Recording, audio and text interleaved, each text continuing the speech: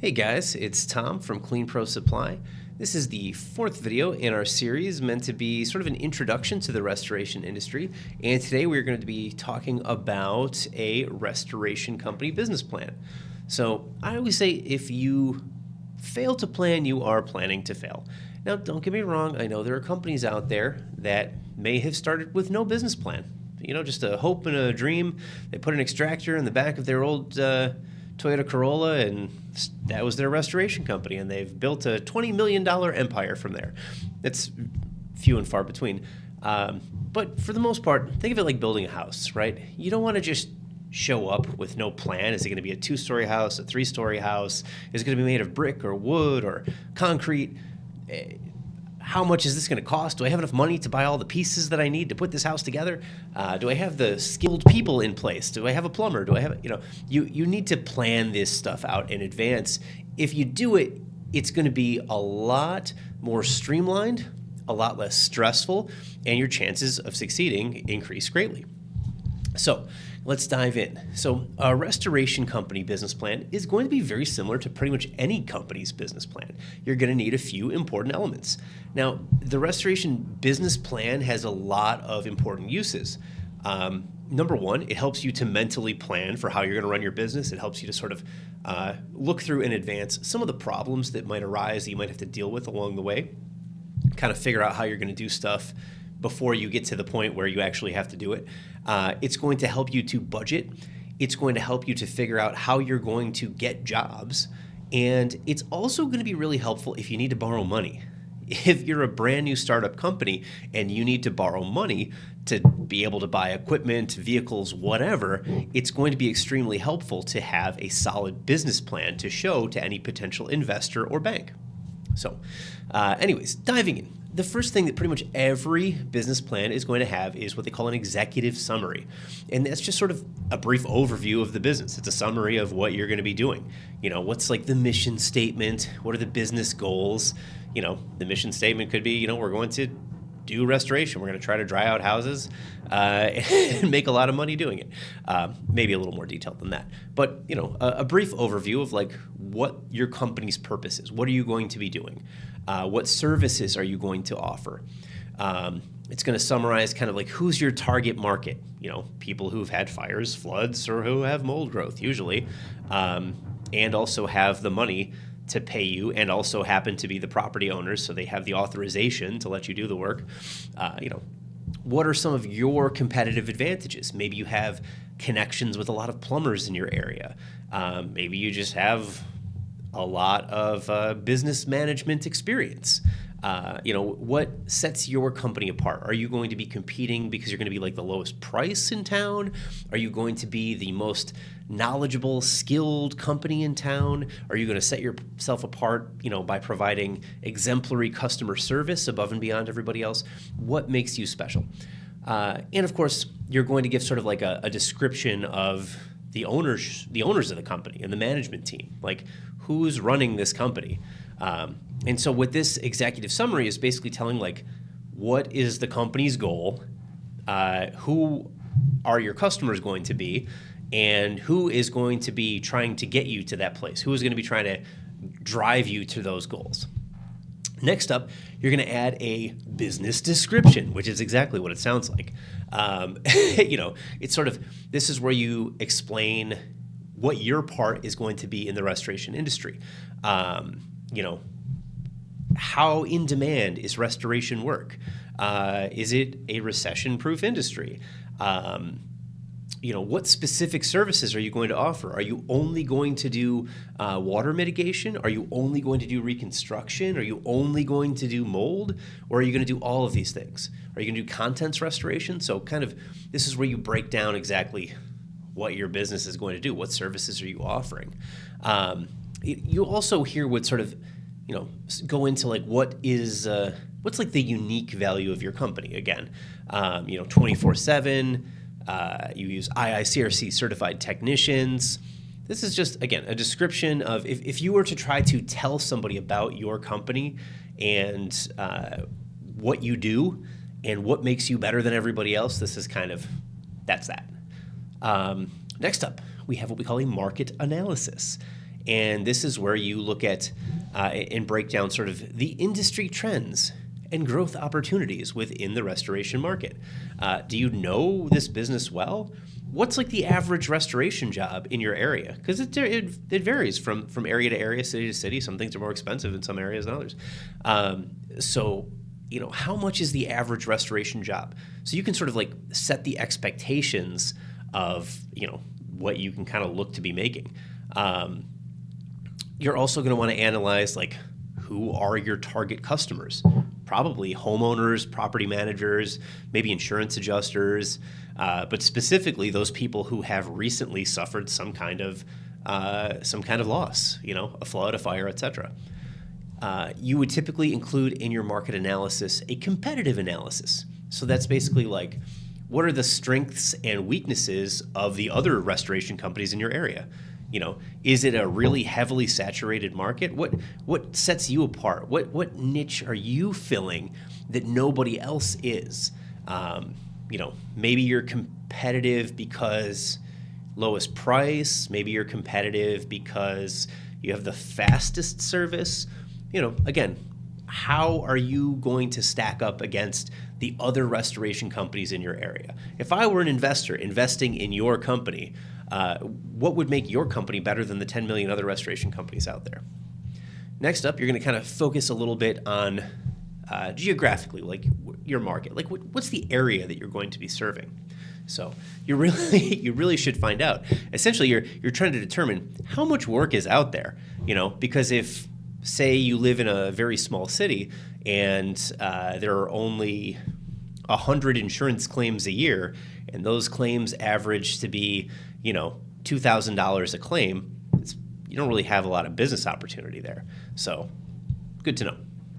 Next up, the fourth section of your business plan should be organization and management. So this is where you're going to talk about the ownership structure of your company. Is it going to be a sole proprietorship? Is it just in your name? Is it an LLC? Is it a corporation? What's the structure of it? What's the ownership? Are there multiple owners? Is it just you? Is it you and your spouse? So, how's it being broken down? Next up, you're going to want like sort of an organizational chart. And that's where you outline the important members of the company and their roles. It might just be you at the beginning, or maybe you and your spouse, or you and some salesperson you hired, maybe you and like two helpers. Who is working with you? Who are the key players here, and what roles are they filling? If you're starting out and you have maybe more money to play with, and you're starting off with a salesperson and two skilled technicians and an office person and an estimate and all this stuff, who are these people? What's their experience? What are they going to be doing? What are they going to be handling? And then you're going to want to sort of go through a description of like the qualifications and the experience of your leadership team. So again, if you have multiple people working in your company, like if you have a sales guy who's like your head salesperson, like has he done sales before? Has he done restoration before? Or is this just a guy? So you just find him in the street? What made you hire this person? And again, when you're writing your business plan, you're almost thinking as if you're trying to sell your company to somebody. Because one of the things that you sometimes have to do with a business plan when you're trying to get a line of credit or when you're trying to get a loan, especially for a startup, it's really good to show that you have these people on board, or that you have a plan for how you're going to carry out the stuff you say you're going to carry out. So the bank knows that you're a safe loan. So you also want to put in there like your plan for hiring and training people, moving forward. And again, it might be a small company starting out. It might just be you, or maybe you and one helper, you and a partner, however you want to do it. But what's your plan for growth? At what point are you going to hire more technicians? How are you going to train more technicians? How are you going to make sure that your people stay certified? That's all stuff that you want to put in there. It's just the basics of like how you're going to organize and run your company day to day. Next up, you're going to talk about in a little more detail about the services offered. So you're going to give like a detailed list of the restoration services you do. So are you going to do, and don't just keep it super broad too. Don't just say like, fire, water, mold, storm. Like, are you going to do category 3 sewage removal? Are you going to do, if you're doing fire, are you doing like smoke odor removal? Are you, if somebody calls with like a, and this is a common restoration thing, like, hey, I got skunk odor in my house because a skunk sprayed my dog and he tracked all this skunk stuff inside. Would you handle that? So put in kind of a detailed list of some of the restoration services that you would provide. And then you're going to kind of put in like an explanation of, for each of those, like kind of how you would go about doing them. Not in great detail, because it's got to be a little bit raw. You're not talking about a specific job, but if you're doing a water mitigation job, for instance, like how would you, how are you drying out houses? Are you going to be a company that just goes in and as soon as there's a loss, you like rip out anything that's wet and then just dry the framing, or are you going to be doing drying in place? Kind of just an overview of your methods, and then some information on like how you're going to be responding, ideally 24/7. Do you have any kind of service guarantee in place? What are you going to do? Basically, how are you going to like make the jobs happen, but in kind of a vague sense. Next up, you're going to talk about your marketing and sales strategy. Super important. Do not skip this, because your marketing and sales strategy basically determines how your company is going to be like making the phone ring. And that's, for many restoration companies, the biggest struggle. A lot of them, if they get the jobs, they can execute, but they got to get them first, and that's the hard part. So what's your marketing plan? Like, are you going to have a website? Are you going to be on social media? And if you are, do you know how to use social media effectively to generate business? Because there's a difference between just like going on Facebook and going on Facebook to generate sales leads. Are you going to have referral partnerships? Like, do you have plumbers who you're going to be working with? You're going to be, maybe paying them referral fees. Do you have maybe insurance adjusters that you already have a relationship with, or property managers? Maybe, you're getting into restoration, but you previously were a carpet cleaner or a tile installer or something, and you have companies that you already consistently work with. That's part of your marketing plan. You have these contacts, this network of people who are going to be ideally hiring you to do their restoration when they need it. What are your sort of customer acquisition strategies? Are you going to give free estimates? Are you going to be 24/7? Are you going to focus on partnering with real estate agents and to go out there and like, maybe provide free inspections of new homes? Or, how are you going to get these people? Say the phone does ring. Like, what are you going to do to make sure that you lock them in? So you're going to talk a little bit about kind of your sales strategy for closing deals and building long-term customer relationships too. Because say you do a great job at marketing, great, now the phone's ringing. But now you have to actually turn that phone call into a job, into a paying customer. So what's your strategy going to be from that point on to like close the deal? Are you going to do free estimates, constantly do free inspections? What's your plan? And, once you do the job, are you going to be harvesting 5-star reviews? Are you going to be like putting in, do you have like a plan in place that you plan on implementing to make sure that you're collecting 5-star Google reviews at the end of every job? Because let me tell you, everybody thinks, I'm just going to do a great job, and customers are automatically going to give me a 5-star Google review. And those Google reviews are extremely important. But here's the thing, even customers that love you, you got to like really hold their hand throughout that whole review process to get them to give you the review. It's not as easy as just doing a wonderful job and they automatically do it every time, unfortunately, even if you do an amazing job. Next up, you need an operation plan. This kind of describes like day-to-day operations, including like how are you going to schedule your technicians? How are you going to be dispatching? Is everybody going to come to the shop in the morning at 8 a.m. and be dispatched from there? Are your technicians going to be taking vehicles home? Are you operating out of your house? How are you going to manage when multiple jobs come in at the same time? What's going to be your strategy? Are you going to take one job and then shut the phones off? How do you do it? How are you going to manage and track your inventory and equipment? What service, what are you doing to track how much stuff you have? How are you going to track, because this is important when it comes to like valuing your company, like how much is your company worth? the valuation of that equipment kind of counts towards the overall value of your company. So like, how are you tracking how much equipment you own? How are you tracking how many gallons of antimicrobial are on the shelf, etc.? And what's your plan for, ensuring compliance with industry and regulatory standards?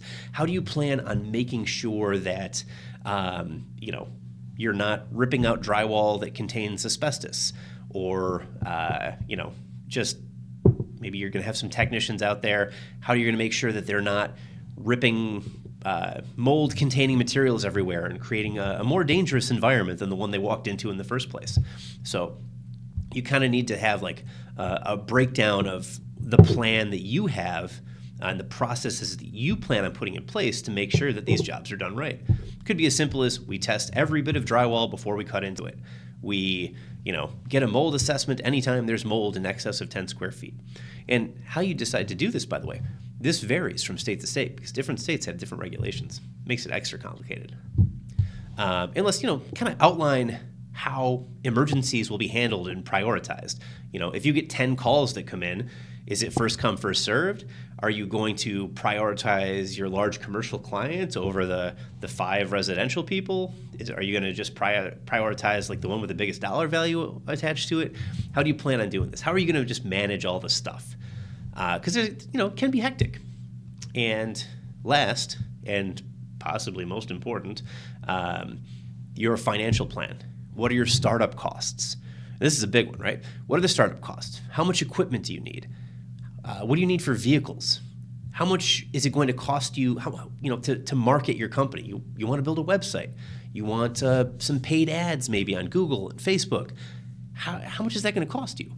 Are you going to have a billboard on the side of the highway? How much is that going to cost you? How do you plan on marketing, or how do you plan on paying for the marketing? How do you plan on paying for the equipment? If you're starting a franchise, what are the franchise fees that you have to pay? How much are you going to have to pay for yourself for training and certification? What's your pricing strategy for services, so that you can be profitable but still be competitive? Are you going to use like a time and materials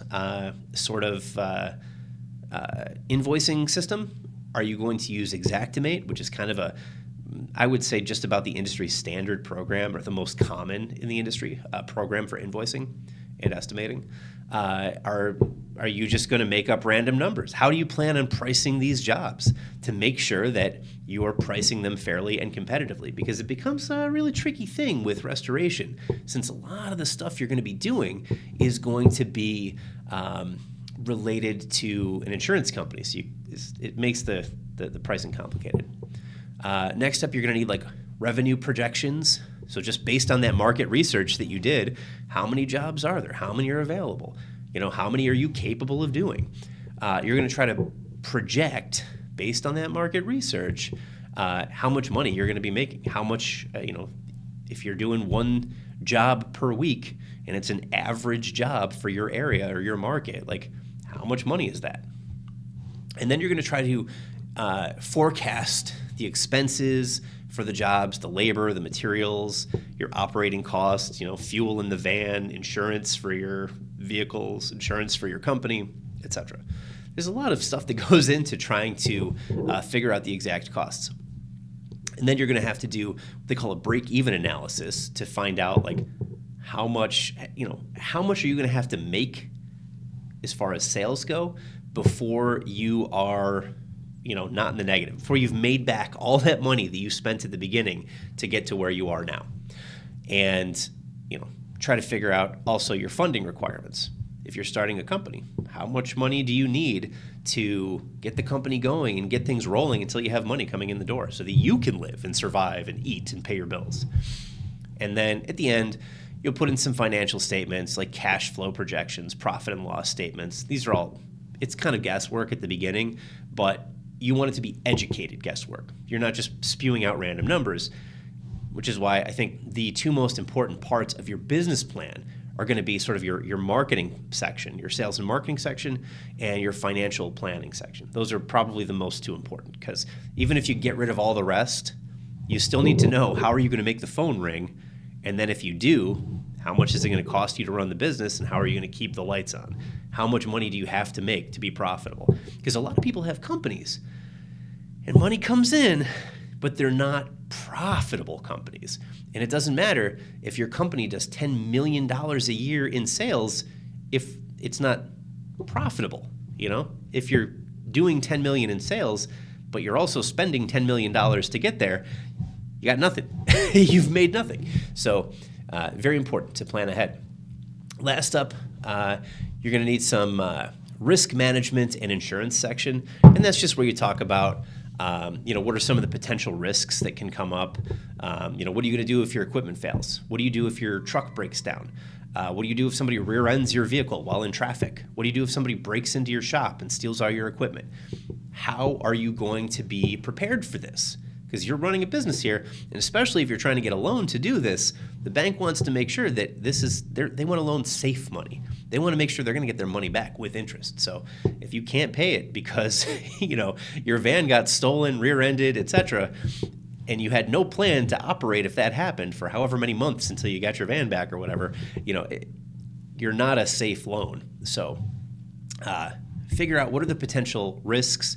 What are some and you can't think of everything, right? Which is why you have insurance. And so this is where you also kind of talk about what kind of insurance coverage you need. General liability, workers' comp, any kind of like professional liability insurance. Talk about that. And then usually you'll also sort of discuss some strategies for like mitigating risks, like we will train staff to IICRC standards, or all staff will have to get an OSHA 10 certification or something like that, which is sounds like it's something, but it's really like super easy. It's like a quick online class, but it helps to keep people safe.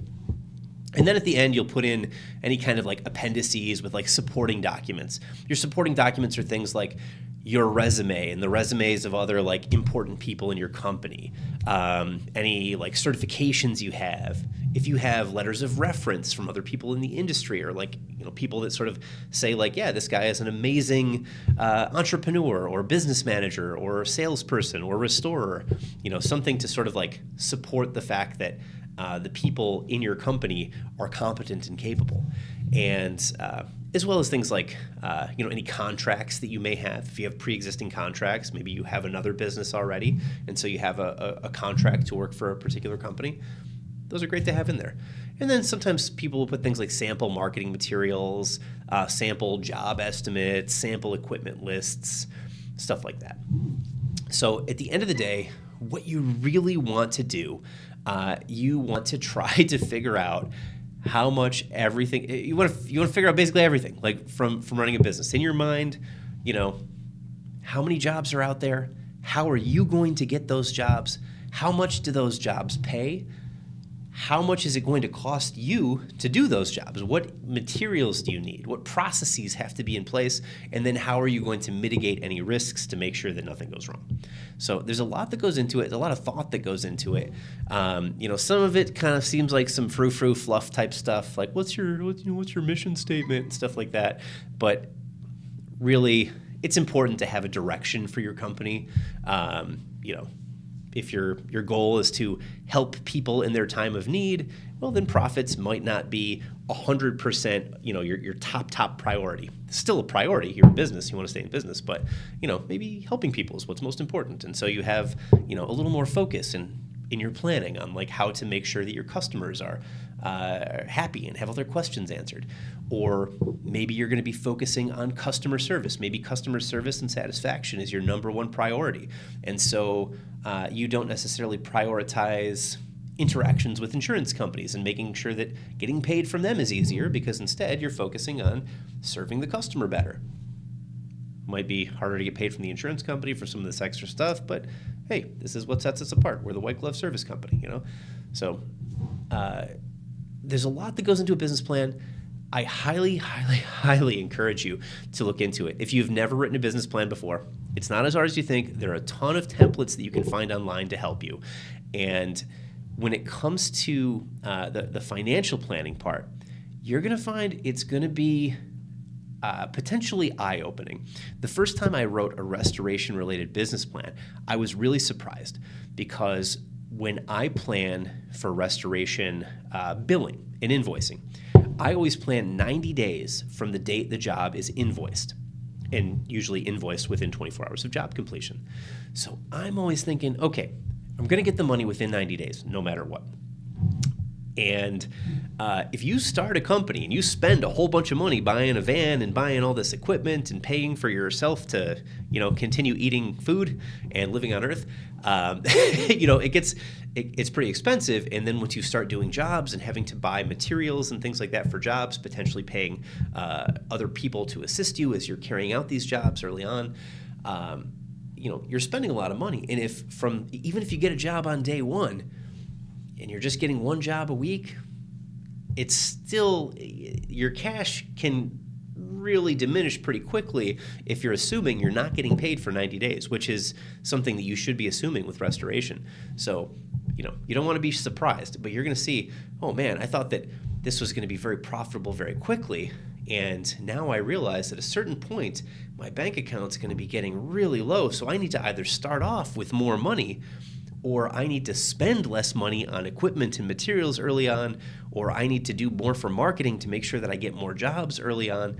You got to figure this stuff out in advance, because if you run out of cash partway through, a couple of months into your company, you could, kill the company before it really has a chance to live a full and fruitful life. Cash flow is extremely important. So this financial planning at the beginning is going to help to make sure that you get to where you want to go. All right, guys, that's it for me. I hope this was helpful. If you have any questions about any of this stuff, please leave a comment. As always, check out our website, www.cleanprosupply.com. We have everything you need to start or maintain your restoration company. We've got equipment, chemicals, consumables, supplies, parts. We even sell vans. We do service on equipment and vehicles, or truck mount extractors rather, and we finance as well. So everything you need all in one spot. So check it out. All right, guys, till next time. Our next video, by the way, is going to be about what you need equipment-wise to get started. So if you're writing that business plan, you need to know what equipment you need. Tune in for the next video, because I'm going to tell you. All right, guys, I hope business is going well if you're already in the restoration industry. And if not, good planning.